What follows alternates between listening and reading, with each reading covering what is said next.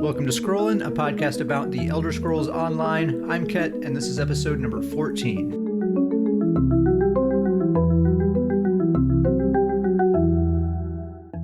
And again, I'm joined by Davius Starjumper. How you doing, man? Can't complain.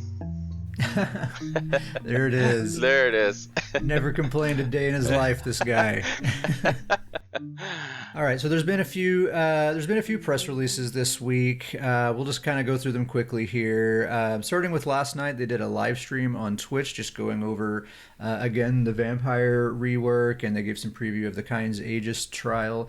I don't think they really showed us a whole lot that we didn't already know, but you know, for people who aren't really keeping a close eye on the PTS patch notes and all that kind of stuff, it's just kind of some general information about what's been going on with Vampire. They showed off some stuff like the new feeding animations and different things like that, and just kind of talked about it. That video is still up if you want to get some more info about what's going on with Vampire and just kind of see some of the stuff in action. You can see that there. They also field a lot of questions from the Twitch chat and stuff like that. So a lot of questions getting answered there. Pretty cool. They also show really just some screenshots and stuff of the new trial, and they talk a little bit about kind of the design aspects of it and stuff like that. I'm probably not going to end up doing the trial more than likely, so I didn't really pay super close attention to it. But for anyone who's interested in that, it's there. You check that out, Davis? Did you watch that live stream? I haven't watched it yet. I'll probably just watch it because I don't do a whole lot of trials, but I'm interested to see what it looks like. I mean, I don't know, maybe trials will be something that I'll start getting into. Yeah, I mean, I always am interested in them, you know, because there's a lot of cool story content, and they're, especially lately, like in recent years, their trials are designed really, really cool. I think it's just hard to get a group of 12 people together, or I don't know. It's a lot of effort. I don't know if it's hard. It's just a lot of effort to get 12 people together. Stuhn gets big enough. We're gonna start knocking these trials out. yeah, we'll become a PvP/trial guild. Yeah. All right, so that's all I'll say about that one. Another press release they dropped this week is titled "Confront Skyrim's Dark Heart in the Greymoor Chapter's Gothic Storyline." Just keep it going. Just the title is just never gives up. The title is actually the entire article. They just put it all in the title. I'll put links to all of these things in the description of the episode, by the way. But it's a written article, but they do embed like a 2 or 3 minute long sort of story trailer. They're just kind of setting the tone of this new kind of gloomy, creepy vampire stuff that's coming up. So yeah, the whole trailer is just kind of setting that vibe for everything. And then the written portion of the article, they're kind of talking about the creative process for writing the storyline and developing characters. They talk about the challenges of like writing a monstrous sort of character in a memorable way, you know, because they have to be scary and monster-like, but they also have to have believable motives and be interesting and that kind of thing. So if you're interested in the kind of the creative process, it's a pretty good read, and you get a few little story hints sprinkled throughout there as well. Yeah. I actually thought that was actually a pretty cool article to read, just because, like you said, to kind of see their creative process, and they've really kind of gone all in on this. You know, they kind of set the year. This new strategy they have, where it's kind of they set a year in place, all the stories focused throughout this year. You know, they release new DLC, but it still all ties into this yearly story. Yeah. I think it's a really great creative process. I think it's really, really upped their lore and story and PvE side of things. You know, we always talk about, where their focus is and what their main focus is, and, you know, PvE is the majority of players, what the majority of players are doing, and they're doing a really good job with their PvE side of things. They really, I feel like, have, like, you know, there's a lot of criticisms that could be leveled at this game for a lot of it valid, but I think one area where they really are consistently very, very good is just making very good story questing content that's engaging. And I feel like that aspect of the game only ever gets better and better and better with each patch. Yeah, and it's been good since I started playing. It's been good, but it really, like you said, like every patch it just gets a little better. Another press release they dropped is called "Sink Your Fangs into Update 26's Vampire Skill Line Revamp." These riveting These titles, man. These amazing titles. This one just came out, I guess yesterday, was it? And it's just kind of a summary of these vampire changes that are happening. It's again, it's really not much that we don't already know, but it's in kind of a formal, official press release. It's kind of all there in one place. There's another little trailer as well, just kind of highlighting some of these things that have changed. And then there's a big write up, sort of diving into a little bit more detail. Again, if you're listening to this podcast, if you've been listening to the past few episodes, probably not going to learn a lot of new stuff there, but maybe. Yeah, the biggest thing to me, and it's not new news, but uh, I'm still just really excited about it. For maybe it's something simple, but I'm really excited about it. Is the new animation for feeding? Yeah, Uh, they said exactly what I've kind of mentioned is that they said, we really made this in line with the Blade of Woe animation, which the Blade of Woe animation is fantastic. So I was really excited to read those exact words, like to have the feed on the same level as the Blade of Woe, just perfect, just yeah, and fantastic. on that live stream last night, they demonstrated that a little bit, and it turns out that the feeding animation, if you're feeding on a player, like if you're turning another player into a vampire, it's a different animation entirely. It's a different set of animations that the game chooses from. Interesting. It could be one of several depending on how you're positioned and stuff. But it's pretty That's cool. awesome. It's not like feeding on an NPC where you're just like biting into their neck and murdering them. Uh, it's more like when it's a player, you're turning them into a vampire. So it's more of like a ceremony. Like the player's like a willing participant in the thing. It's really weird, but cool. Yeah, that is a really cool. That's cool that they've gone into that much detail with it. That's exciting. Yeah, they're doing all kinds of stuff. They talked about how like just out in the world, there's these new vampire hunters, and it's not just part of Greymore. They're just throughout Tamriel now. You'll run into these NPCs that just hate vampires and werewolves, and if they see that that's what you are, they're going to try to kill you. And like merchants and stuff will treat you differently, and there's Yeah. like new So ways to interact with the justice system and all that stuff. I wanted to hear your take on the merchant thing. So it reminds me a lot of when necromancers were just first introduced to the game. Where they said, all right, necromancer abilities, it's a crime if you do it in town, and we both were like, wow, that sounds really cool. Like that's really sticking to the lore. Now that we both have necromancers, and randomly we'll be, I think we both are very similar. We always just kind of go through our combos, just kind of practice them when we Yeah, do we're it with just our randomly necromancers, spamming and abilities in town and yeah, stuff. and then we'll hit a necromancer ability in town, and then the guards come over. You have to pay a couple of hundred gold, or they'll start attacking you. And we're always kind of like, uh, I'm interested to hear your take on them doing that with vampire. And I actually read this in that article. I wasn't aware of this. They had mentioned that merchants will react to you differently. Apparently, if you're in a stage 4 vampire, the merchants will refuse to do business with you. I was interested to hear your take on that. Yeah, yeah, I read that too. But then they also wrote that, but I think they said like, well, maybe you can change their mind if you're clever, or something like that. I didn't really know what that mean. Like if you're going to have Yeah, special dialogue options or what. that's I haven't looked interesting. into that very deeply, so I don't really know. I think it's interesting. The thing is, what's at least nice about vampires is you can do something about it. If you can reduce your vampirism stage, which I imagine will have an effect on how NPCs and stuff react to you. They Um, de- they definitely seem, and they said this in the article, that they want feeding to be a much bigger part of being a vampire, which kind of has yeah. a cool part to it. If you're not having to constantly feed, which I don't think you are, the uptime for stages seems to be a couple hours, but I Hmm. kind of like that idea. But I'm interested to see, if I have a vampire, I don't want it to be one of these things that where it's cool for a month and then after it's like, oh man. Yeah, I mean, it's definitely you're going to be choosing a place. It's going to be like a werewolf, kind of like you're choosing that specific, very unique play style, and that's why you make a vampire. Anyway, so that's that. There'll be a link to that in the description. And then one other press release is just kind of a fluff thing. I usually actually skip over these, but I felt compelled to check it out this time. It's one of these meet the character write ups.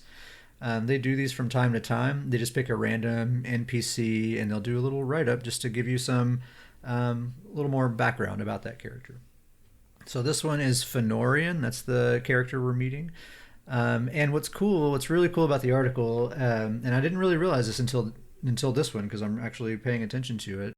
but it's not just written by one of the writers at Zos. I mean, it is, but the way it reads, it's actually written from the perspective of a fictional character in the game. This dude named Sephrine Frey, who's the chronicler of Wayra. So he works for High King Emmerich of the Daggerfall Covenant, and he basically just travels around documenting things that happen. That's like his job.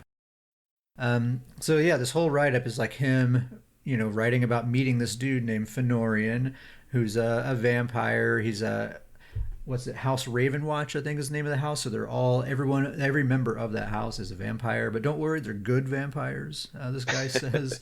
So whatever that means. But it's just kind of cool. He just talks about meeting this Fenorian guy for the first time and his general impressions of the guy, and just some stuff that happens. It was really cool. It has a really cool atmosphere. It reminded me, if you've ever seen Castlevania on Netflix, that animated series, really really cool.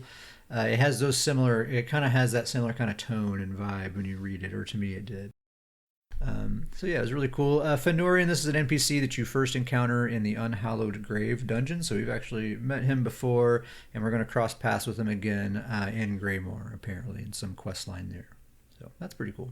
It just kind of ties back into what we were talking about earlier, that the lore and the PvE team is, I mean, yeah, they're knocking it out of the park right now.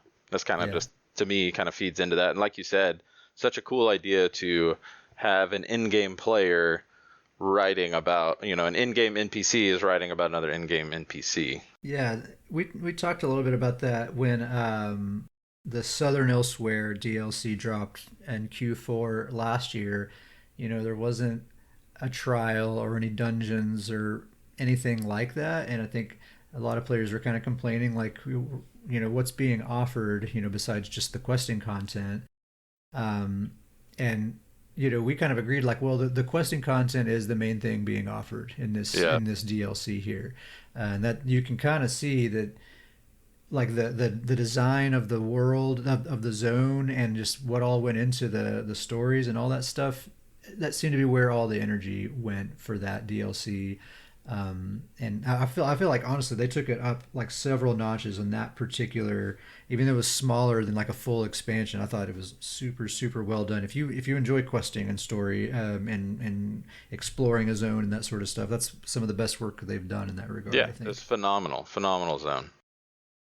Okay, so yeah, that's kind of all for press releases and stuff. So we're about to get into the PTS discussion, unless you have anything else you want to add. Nope, good to go.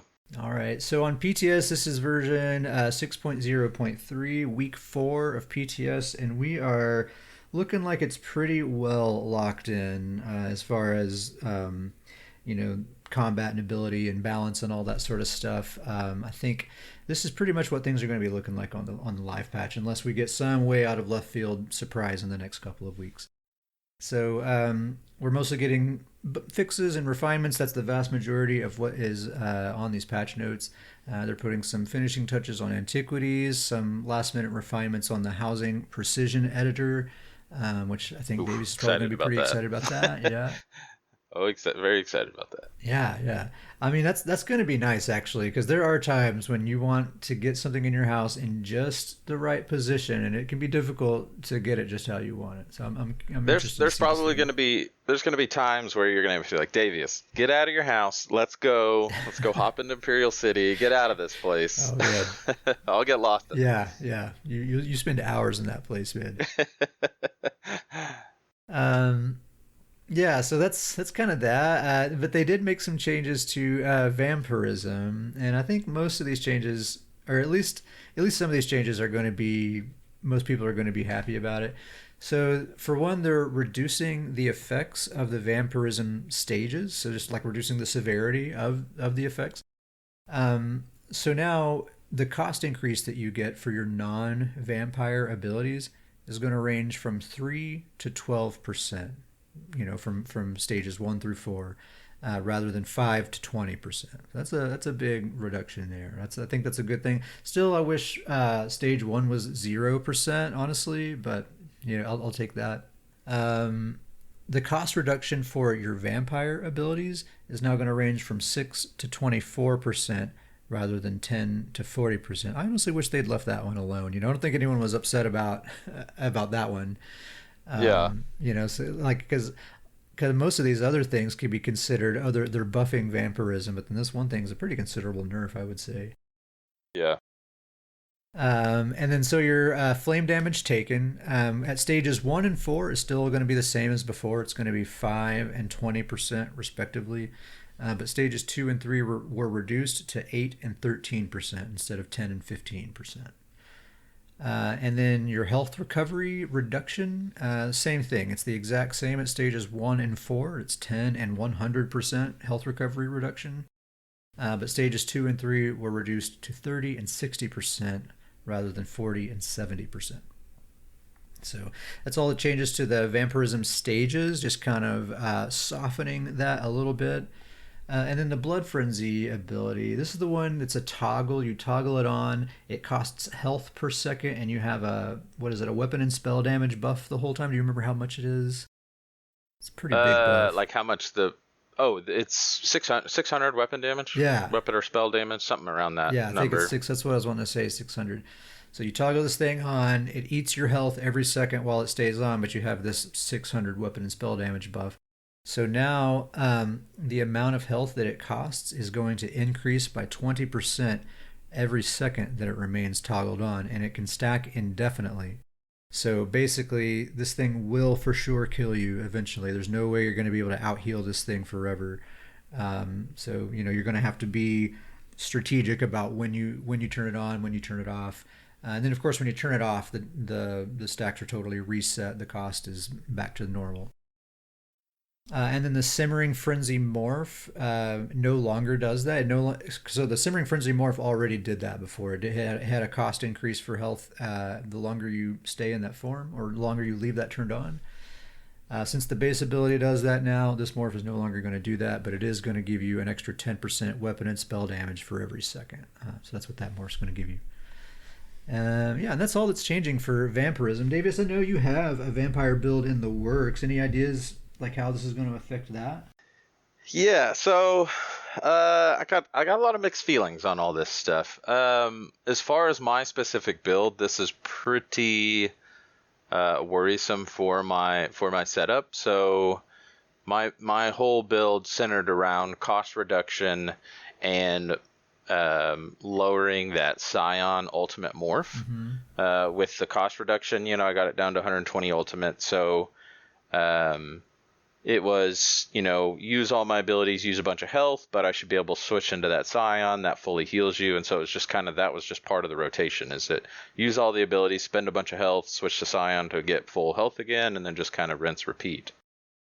So this, I'm a little worried about this. I haven't played with the numbers or, seen what these new numbers can do yet, but I'm still going to try to make the build the exact same thing. But the cost reduction going from 40% to 24% has me pretty worried, as well as the Simmering Frenzy now being an ability that the longer you have it on, so it used to just cost every second it ticks you down.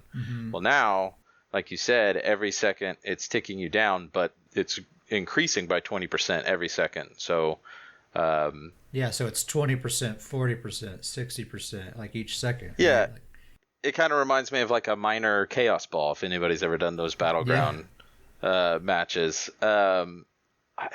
So I'm a little worried by that skill. I mean, maybe it's just a play style. Maybe it's just something that they really want you to get good at. Like, toggle it on and then toggle it back off, toggle it on, toggle it back off. Yeah. Yeah, they definitely, it seems like they don't want you to just be able to hang out with this extra 600 damage, right? Like you're going to toggle it on to get your burst combo, turn it back off.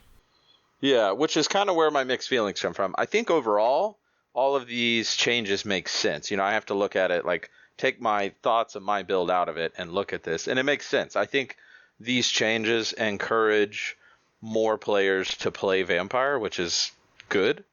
But I think it is probably going to mess my build up. I'll probably have to go in and retinker with some things.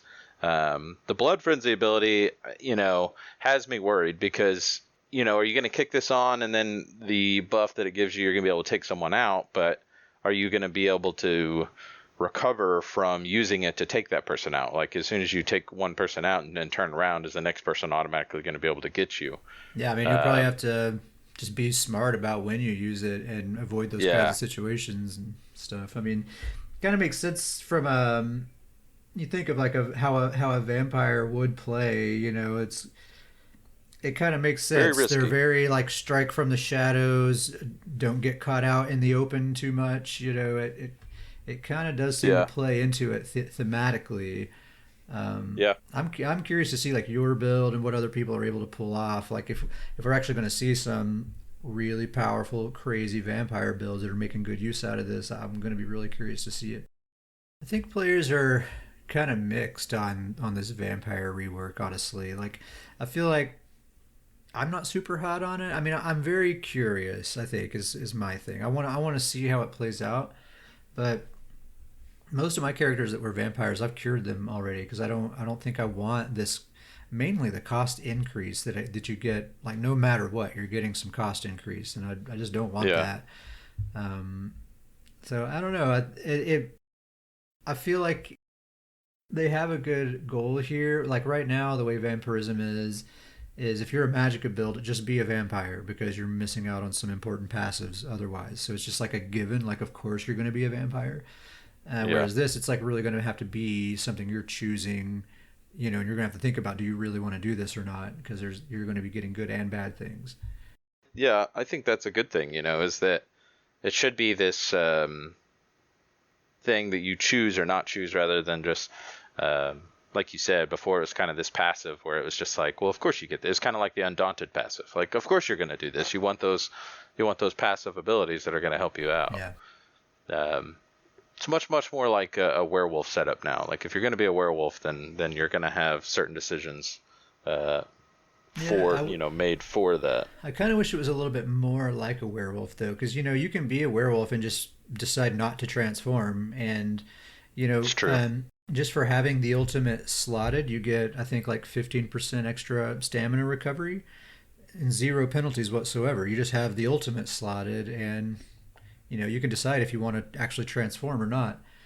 I wish vampirism would kind of offer something like that, where I'm getting a clear advantage all the time, and then if I actually want to be a vampire, that's a decision I can make. It'll be interesting to see if there's builds that can set up to where their vampire abilities they're using at the discount is making Makes up up for the for it. cost increase, the abilities that they're not using. Yeah, Because it just doubles. You get a cost increase and then double that cost increase is the discount you get on the vampire ability. So you almost would have to set up a rotation that you know uses two vampire abilities, two non-vampire abilities, and then depending on cost, there might be a way to balance that out where maybe you're actually saving a little bit. But yeah, you can't do a vampire build without utilizing multiple of these new vampire skills for sure. yeah. That's definitely the thing. Is you're very unlikely to make a vampire and then not use any vampire skills, right? That would be probably not something I'd Yeah, want to do. yeah. I don't think, and there's still good passives, but you'd just be getting a flat cost increase that I don't think would make up for those passives. Yeah. So yeah, it's interesting. It's cool. I'm very curious to see how Vampire plays out. I have a Magblade Vampire that I'm going to use basically for RP purposes. Right, I'm just going to do the Greymore quests and go through Black Reach and see my vampire brothers and sisters. I might get that cool house, that big manor, that creepy manor that's down in Black Reach. It's really cool. Bastion Sanguaris, sort of. I can't remember. Yeah, I'm probably saying it wrong Sanguinaris or something again. like that. Yeah. Sanguinaris, yeah, something like that. Um, But I doubt I actually like do any serious like PvP gameplay with a vampire. I'll leave that to you. I'll just get that. I'll just experience that through you. Um, so that's all I really wanted to talk about for vampirism, and that's kind of all the significant changes that are happening on PTS. They didn't really make any changes to armor sets or anything, but I did want to revisit this Malacath Band of Brutality. We talked about it before, but I think there were just things we weren't considering at the time, and since then I've kind of had some conversations and read some forum discussions and stuff that have made me think of this in a new light. And I really think this thing right here has some major, major implications um, coming up. So I'll just kind of explain my thought process when we were first talking about this. So we were first reading it, and my thought was like, okay, a typical critical strike hits for 50% extra damage. And let's just assume you have a 50% crit rate. So that's going to average out to about 25% extra damage compared to a 0% crit rate. So in my mind, that seemed like a fair trade. The Band of Brutality is giving you a flat 25% damage increase, but no crits, and that's about the same amount of extra damage that a typical crit build is going to give you. So you know, that seemed fair to me. And in PvE, like against a boss, I think that math probably checks out because bosses don't have any critical resistance. And in fact, in PvE, I actually doubt this is going to be a very popular item at all because it's pretty easy to get like a over a 60% crit rate and deal like 60, 70, 80% damage on your crits. I think crit is still going to be favorable in PvE. But the Yeah. point is, the math checks out in PvE because bosses don't have critical resistance. But in PvP, players do have critical resistance, and they usually have quite a bit of critical resistance. And so your crits aren't hitting for 50% additional damage. They're hitting for more like 25% additional damage. And so that's 25% extra damage when you crit, which is maybe half the time, depending on your crit rate. Or you have this Malacath Band of Brutality that is giving you that exact same amount of damage increase all the time. Every single attack, every dot tick, every light attack wave, your ultimates, everything. It's basically as if you have a 100% crit rate without having to invest in crit at all. Yeah. So which is a double because now anything, all of those opportunities to invest in crit, now you're putting towards, putting more into weapon damage or you're putting Yeah, more into because sustain. that's always the thing. That's the challenge with crit builds is your crit is only as strong as the weapon or spell damage behind it. But with this, you can just go all in on weapon and spell damage, and it's as if you have a 100% crit rate on that huge stack of weapon and spell damage that you've built up there. Um, so yeah, Pretty it's terrifying. it's a big deal, and this is going to be probably the biggest factor in the upcoming meta. I think than anything else. Combined with the fact that we're also getting critical resistance added as a base stat to our characters. I think those two things, base crit resistance and the Malacath Band of Brutality, are really going to stand the meta on its head. And it might even take a little while for people to even figure out what they want their builds to look like. Because on one hand, we have players who essentially have, a 100% crit rate that doesn't interact with critical resistance at all. And on the other hand, we have players with a lot of base crit resistance now, and so they can invest in other types of defense. And so the question is like what type of defense to invest in because there's a lot of things to account for. We have this Malacath Band of Brutality. We still have crit builds out there. Those are still very much going to exist. You're still definitely going to need critical resistance. We're also going to have these super high penetration builds with, the new Baylorgs and Stuhns and stuff like that. So how effective is even your regular spell and physical resistance even going to be against those people? We have the Thracian Stranglers out there with just a ton of damage in general. And so, it's like this whole paper, rock, scissors situation. If you build to mitigate one kind of damage, you may not be prepared to deal with another kind of damage. So I think the way to go as much as possible is going to be to invest in percentage-based damage mitigation. So things like major, minor protection, the new Black Rose dual-wield weapons that are getting reworked in a really nice way, the Necromancer Spirit Guardian, anything like that that's like reduced damage taken by percentage amount. That's probably going to be a good way to go. Or my preferred playstyle, which is just avoidance-based mitigation. Just avoid taking damage, period. So utilizing movement, speed, roll dodge, line of sight, invest in high sustain so you never get locked down, that kind of thing. I think that's going to become a very popular kind of play style. I think we're going to see a lot more roly-polies, a lot more, even more sorks than we already see right now. Um, if you've ever played Counter Strike or watched people play Counter Strike, I think PvP is going to maybe look kind of similar, where it's very like time to kill is super low. Like you peek out from behind a corner and you get your head shot off. Like I think it's going to be that kind of like be very careful. Think about your positioning all the time because if you get caught out of positioning, it's going to be lights out in the blink of an eye. So I think we're both in agreement. This Malacath band seems very, very good. It seems very scary that people are going to be on it. But I'm interested to see how this works into, there's a lot of skills and passives out there that work crit. The one that first comes to mind is the Sork ability. What's the name of it? Surge. Yeah, Yeah. Surge. So when you crit, you get your healing and healing back, and that's all really big to a lot of Sork builds. Yeah. And so they're not going to want to go with this. And the same thing with a lot of set builds out there. Briarheart comes to mind. That's a really popular set right now. And Yeah, so, certainly. I mean, yeah, you're totally right. Like, not everyone is going to be putting this thing on. Any Sork using critical surge, not going to want to use it.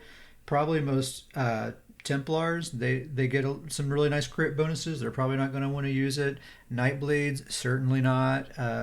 Probably any Khajiit, if they're actually trying to take advantage of their race passives, aren't going to want to use it. yeah, So it's not just like, plus this thing's going to be super rare. Like, how even yeah, easy is it going to be to get a hold of this Band of Brutality? So it's not like just everyone's going to be wearing this thing. It's just going to be some people, but you still very much have to watch out for crit. It's going to be just as deadly as ever. yeah. It's going to be interesting for sure. Really, the most terrifying thing about this to me is that you can stack this with Major Berserk. Yeah, And that's that just that's the seems surprising thing to insane. me, that it doesn't just say grants major berserk at all times, but you can't crit. Yeah, That seems like what it. Surely at some point in the future it'll be changed to that, I imagine. yeah. But You would yeah, think so. you Uh, pair this up with Unchained Aggressor or oh something like gosh, that, and yeah, man, that could be wild, real wild. just an insane amount of damage. Yeah. Alrighty, that is the Malacath Band of Brutality. I think we've said all there is to say about that. That, with the base crit resist, is absolutely going to put the PvP meta in a blender for a little while, and I'm really curious to see like what people's defensive setups, like a typical PvP defensive setup. Like, are you going to go to these websites and look at these build guides, and whereas it used to say all 7 pieces MPen every single time, is there going to be like a standard, like these are the traits, if you don't know what other traits to use, just use these? Is it still going to be MPen? Is it going to be kind of a mix of other things, or is every build just going to be totally different? I Gonna really like, be I'm curious to see like 6 months from now what the Yeah, environment's looking like. it's gonna be a crazy 6 months Yeah, like for us figuring that out. I'm already figuring, like for my builds, I know, like for my dog, pardon my dog. uh I mean, I already know like my stamina builds are probably going to do like 3 MPen, 4 well fitted. Probably almost all my stamina builds are going to use that kind of setup. My Magicka builds are going to be like, I have one Magicka build that's going to go all divines, but I'm really not sure about the rest. Anyway, there's a lot of possibilities. Last thing I wanted to mention is the arena weapons. We talked about this a couple of episodes ago, so I just wanted to kind of give a quick update. So if you don't remember, they're putting like Maelstrom Arena and Dragonstar Arena. Those weapons are going on a perfected, non-perfected system, just like Black Rose Prison and that sort of thing. So you can do Maelstrom Arena on normal and get a Maelstrom Arena Fire Staff or something like that. And then if you do it on Veteran, you'll get a perfected version of that weapon, which has an additional line of stat on there. So that's really, really cool. That's really great. But the issue with that is, if you are a person who has already done Veteran Maelstrom Arena, you already have your Maelstrom staff, then when this patch goes live, they are not going to automatically upgrade that to the perfected version, even though you earned it from the Veteran content, which is where the perfected version comes from. It's too bad you're going to have the normal version as if you had done the normal version of the arena. Super duper lame. There really is no update on this, and that's the update, is that there is no update. I'm just bringing it up again because it's been a few weeks and it has been total radio silence from the developers. There is thread after thread after thread on the forums, multiple pages long on each one of these threads. Player after player really just wanting to know why this decision was made. Like, why aren't you upgrading my weapon that I earned on veteran? There hasn't been the slightest effort to address those questions whatsoever. It's just silence. The last word that was said on the subject was just that it's not happening. And that's the Yeah, end of it. So it's kind of that's a all there bummer. is. It's a big bummer. That's really all there is to say about it. There isn't much more story than that. I just wanted to check back in on it because it's so lame, and I would have thought surely by now there would have been some development on this, but it looks like this is just what it's going to be, and you just have to accept it. Yeah. Super lame, super lame. I would hope that the radio silence is that they've gone back and looked, and they're looking in to see if they have the capability to make this change and make it in time.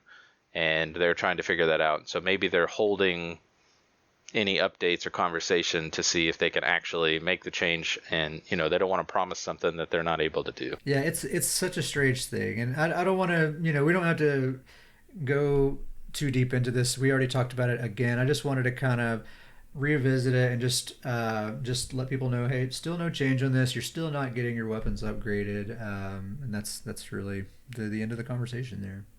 Yep. Okay, so why don't we take a quick break, and we'll come back and talk about what we've been up to in the Elder Scrolls Online here lately. Sounds good.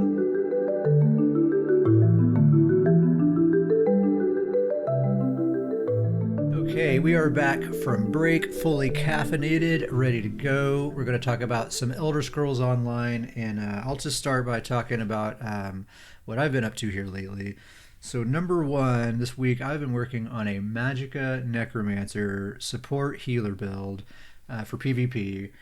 I talked about it a little bit on the episode. I talked about it a little bit on the last episode, but I just want to talk about it again because it's really coming along nicely. I'm super happy with it. This is going to be an amazing build, and I think it's actually going to be perfect for this upcoming patch. So just as a reminder, it's a Magicka Necromancer. I'm using Robes of Mending, aka the Healing Mage set that comes from Ethereum Archive, using that new Cyrodiil crafted set, Critical Riposte. And last time I was undecided on the monster set, but this time I think I am decided on going with Mighty Chudan. It's a great monster set, and I really like using it on healers, especially because you're juggling so much as a healer already, so many hots and just buffs and debuffs and things like that. I feel like just getting rid of that one less armor buff to worry about just kind of helps stay focused and be able to make these like in the moment fast decisions that you have to make sometimes. So I really like using Mighty Chudan for that. I want to talk a little bit about this Critical Riposte set because getting a hold of it proved to be quite an experience. So if you haven't messed with these Cyrodiil crafted sets before, they're located at these like farms in Cyrodiil, and these places are owned by different factions. And if your faction doesn't control that farm, like if you don't own all the flags there, you can't get into the crafting station. So you actually have to take that resource, or not resource, but you have to take that farm before you're allowed to enter and use the crafting station. And so, my characters are all on the Ebonheart pack for the most part, or my crafter is at least. And the crafting station I needed to get to was on this farm, deep in AD territory, all the way on the other side of the map. And if you've been to Cyrodiil, you know how huge that map is. It's a So journey. it took forever, even with a fully leveled mount. It took forever to get across the map. And I get there, and it's on a main route, like between these two keeps that are fighting. So anytime I start taking the flags, the place gets flagged, and whatever AD person or people are on their way to whatever other fight, they just stop there on their way and ruin my good time. Like they either will kill me, or they'll just start taking the flags back so that I can't use the resource or whatever. Super frustrating.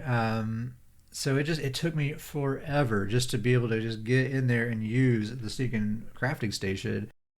So anyway, finally got in there, crafted the Critical Riposte set. It's really cool set. I'm really I'm really pleased with it. I think it's gonna be cool. That along with the Mending set, so I'm reducing everyone's critical damage and their weapon damage anytime they basically get near me. and the heals are just off the chart too. Really cool build. I'm really excited about it. Um, and I'm putting some finishing touches on my Stamina Templar as well. I just need some transmute crystals to finish that out, and then that's going to be finished. We'll make a build video, and I'm really excited about that because that is my very favorite character. And otherwise, I've just been doing some Imperial City. You and I, Davius, did some Imperial City last night. We met up with our buddy Icy, who's been on previous episodes, and we grouped up with one other dude. It was the four of us. We decided to venture deep into DC territory, go check out their tunnels in the sewer. We get down there, we get pretty deep in there. We get like way down in their tunnels, and we encounter this duo, this DC duo, a necromancer. Actually, I was thinking about this. They were actually AD, the duo. I thought they were DC, and then an AD group came in behind us later. No, the two of them were AD, and that was what was so unique about finding them there. And then the DC group was coming, and then I'm assuming just to clear out their tunnels. I was thinking about this. Oh, okay. So it was actually two AD players, and it was very unique seeing them that deep into DC. Okay, yeah, I guess my memory was unclear there. All right, these two AD guys then in DC territory. It was a necromancer and a warden, and these dudes were just gods, were they not? They were unbelievable. Unbelievable, man. So it was four of us trying to take the two of them down. They nearly wipe us. They killed two of us. Yep. Me and Icy slip away. We're heading back towards like the middle area of the sewers. And then we run into this massive DC Zerg, probably like 10 or so of them. So they just trample right over us. We die right away. So then so Davius, that two man, that duo, they killed you. You were just laying there on the ground in that room where they killed you. And then this DC Zerg that just killed us rolled in there.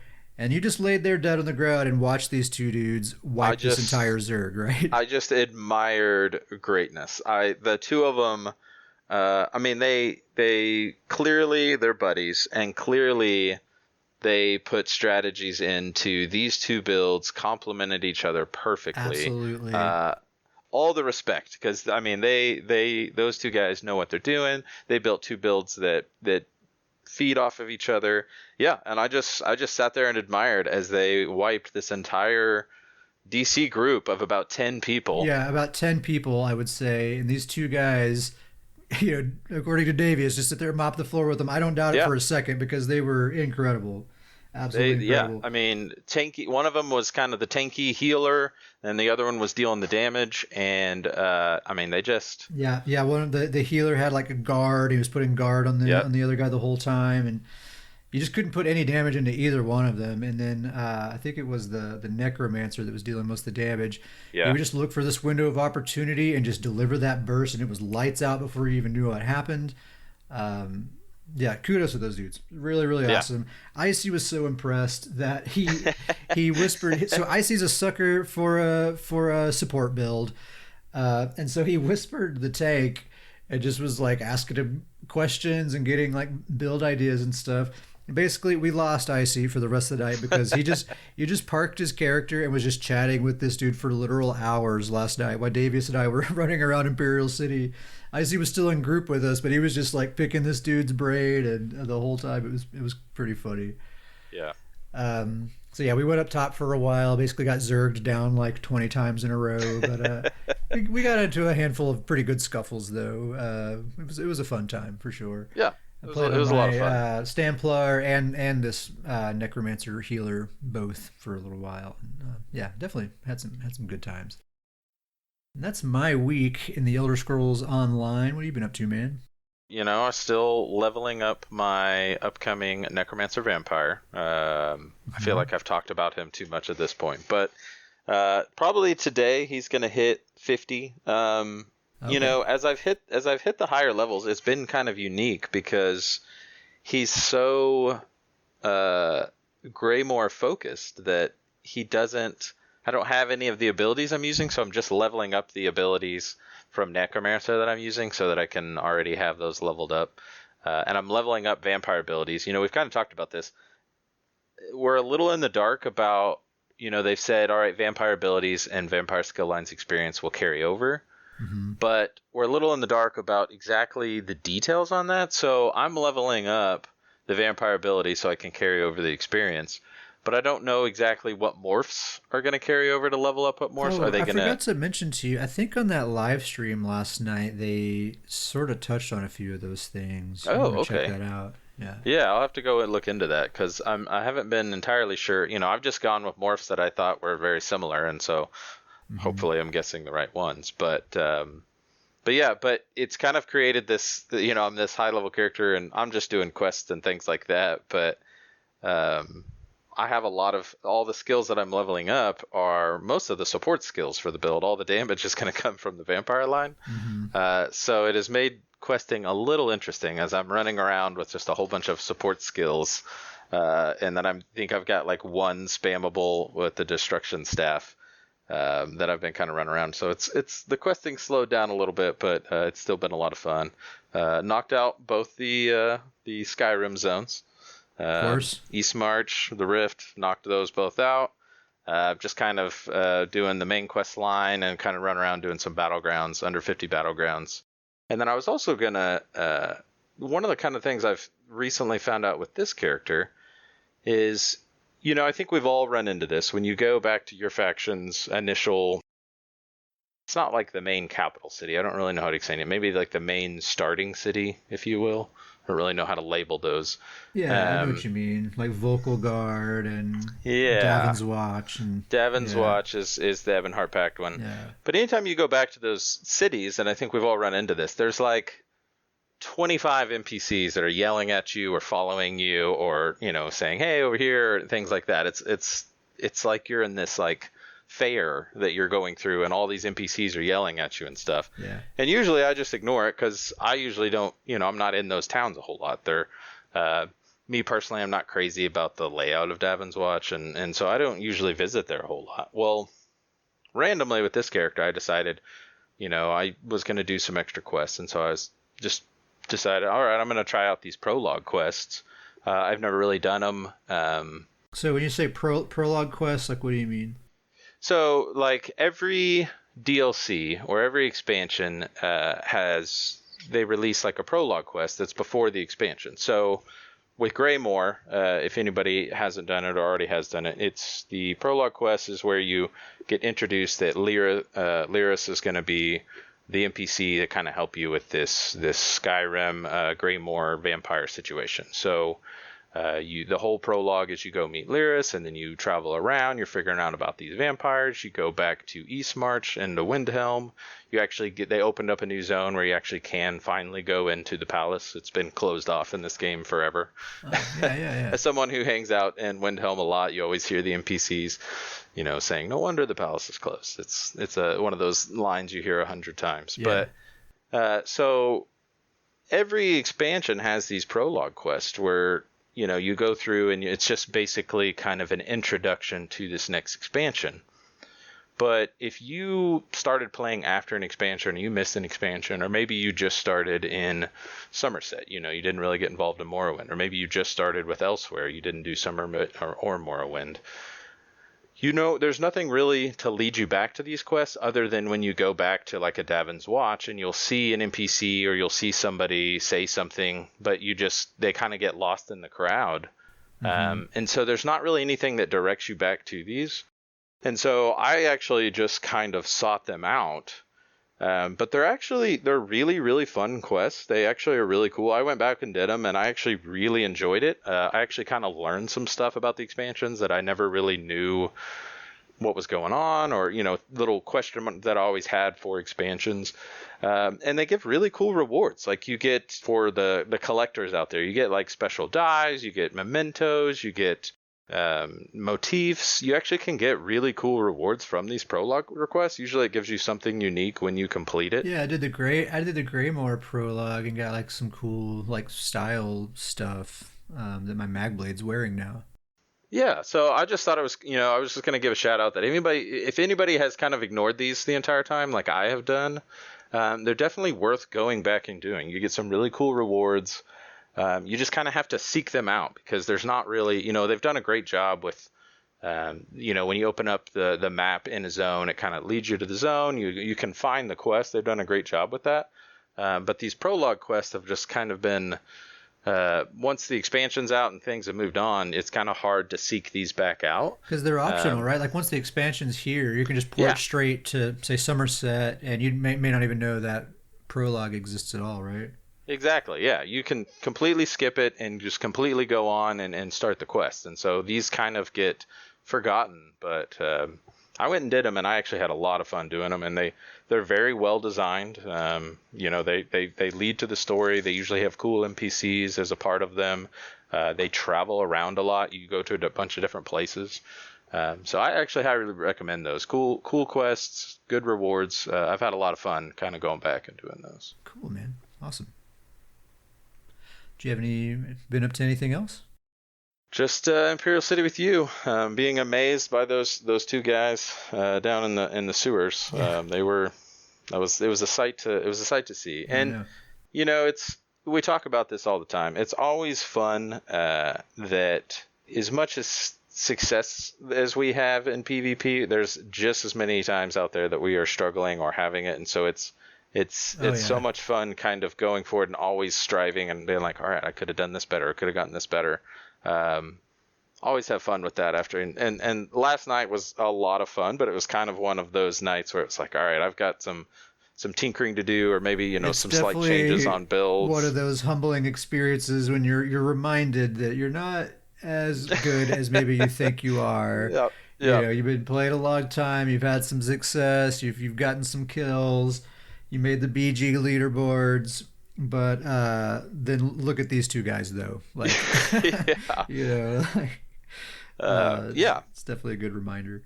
Yeah. So it was actually, even when there's good nights and bad nights, there's still just a lot of fun. So Oh yeah, total blast. Last night was popping, man. There was like a ton of people on. yeah, it was a busy night. It was a very busy night. And it was only the two of us most of the time. I mean, there were a bunch of randoms around, but as far as like, being organized, is really just kind of you and me most of the time. Yeah.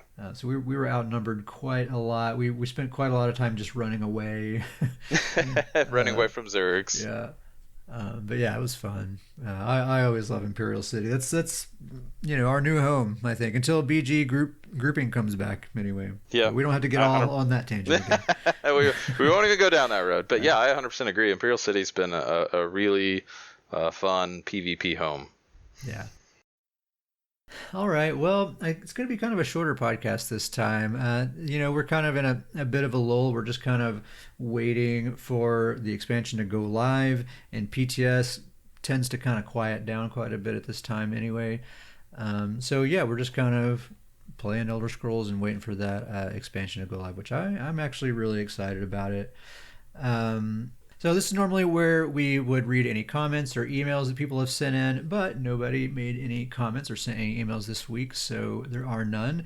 But if you'd like to get a hold of us, feel free to leave a comment on any YouTube video or send an email to scrollinpodcast@gmail.com. That's scrollin with an I-N, no G.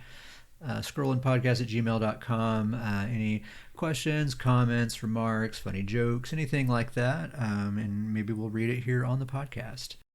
And I think that's about all I have to say. Davius, if people want to get a hold of you, how should they do that? Just find me in game. It's at Starjumper. And like I said, we usually live in Imperial City, so whether you're against us or with us, come down there and have some fun. And before we go, a quick shout out for Stuhn's Goons, the guild. If you'd like to be a member of the Stuhn's Goons, we are still accepting members, even though we have a full, I think, 5 people now. So, it's filling up fast. So, a lot of Stuhns about to be made and dispersed. Yeah. So, you can email scrollinpodcast@gmail.com, or you can send me or Davius a mail in game. That's at Ket Sparrowhawk or at Starjumper. Just let us know you want to be a goon, and we'll get you in there. And I think that is the end of the podcast. Thank you for listening.